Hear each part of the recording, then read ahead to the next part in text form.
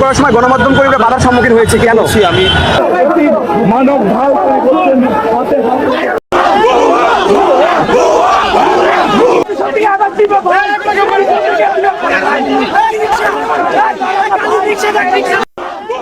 বিসমিল্লাহির রহমানির রহিম। আসসালামু আলাইকুম। প্রিয় দর্শক, দুঃখের সাথে ভিডিওটি করলাম, মানতে পারতেছি না এভাবে একজন আমাদের বর্তমান স্বাধীনতার পক্ষের বিশাল বড় শক্তি বলতে পারেন, বর্তমান স্বাধীনতার বীর মুক্তিযোদ্ধা, উনি হজে গেছেন কিনা আমি সঠিক জানি না, তবে ওনাকে হাজি বললেও ভুল হবে না। কারণ উনি দেশের জন্য যা কিছু করেছেন, হজে গেলেও চলবে, না গেলেও চলবে, ওনাকে বাংলাদেশের মানুষ কোনোদিন ভুলে থাকতে পারবে না। মনে করেন যে ওনারা এসে 1971 সালে স্বাধীনতা মুছে দিয়ে নতুন বাংলাদেশ স্বাধীন করেছে, এটা তো বিশাল ব্যাপার।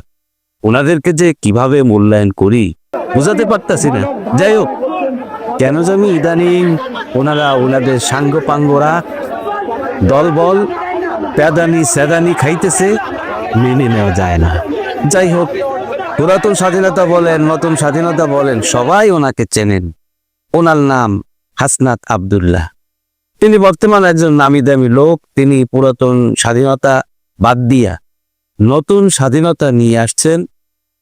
তার এমনই একটা ভাবসা, তিনি কাউকে গুনায় ধরেন না, তিনি যা বলেন তাই করেন। আসলে তো ঠিক, তার যে গর্জন, তার যে চাপার জোর, চিৎকার, কুত্তা কয় বাবা রে বাবা, তুই তো আমার চাইতো নিকৃষ্ট, আমি না বুঝে ডাকি, আমি তো নিকৃষ্ট পশু আর তুই তো মানব জাতি। প্রিয় দর্শক, কুত্তায়ও মানুষের মনের ভাষা বোঝে, কিন্তু দুঃখ লাগে, কষ্ট হয়। তিনি ইদানিং অনেক জায়গায়, কিছুদিন আগে দেখলাম সাংবাদিকদের চাপের মুখে পড়া প্রায় প্যাদানি খাওয়ার উপক্রম হয়েছিল, কিন্তু অল্পতে বেঁচে গেছেন। কিন্তু বর্তমানে এসে কি দেখলাম, না না না, মানতে পারতাছি না, মেনে নেওয়া যায় না।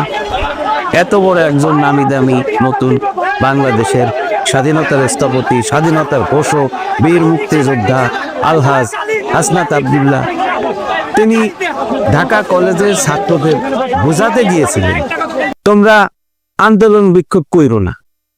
কে কার কথা শুনে, কেউ তার কথা শুনলো না।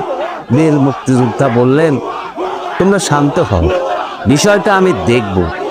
কিন্তু কেউ তার কথায় পাত্তা না দিয়ে ভুয়া ভুয়া স্লোগান ধরে সেখান থেকে তাকে অপমান অপদস্থ করেছে। বিষয়টা কি মেনে নেওয়া যায়? মোটেই না।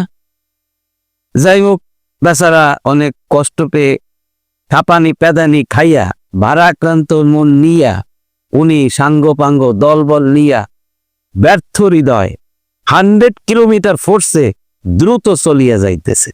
প্রিয় দর্শক, দেখছেন তো, আসলে কি বিষয়টা মেনে নেওয়া যায় না? যাই হোক, ভিডিওটি বেশি বেশি শেয়ার করুন এবং আমাদের নতুন বাংলাদেশের বীর মুক্তিযোদ্ধাকে যারা অপমান অপদস্থ করেছে তাদের কি করা উচিত কমেন্টস করে জানান এবং চ্যানেলটি সাবস্ক্রাইব করুন। এই আশা রেখে বিদায় নিচ্ছি। আসসালামু আলাইকুম।